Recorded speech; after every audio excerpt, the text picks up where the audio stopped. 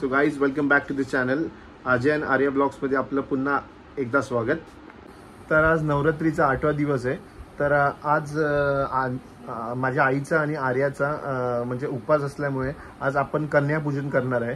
तर आता त्याची तयारी करतोय आपण, म्हणजे कन्यांना काय काय द्यायचे, म्हणजे त्यांच्यासाठी आम्ही काय काय गिफ्ट्स वगैरे आणले.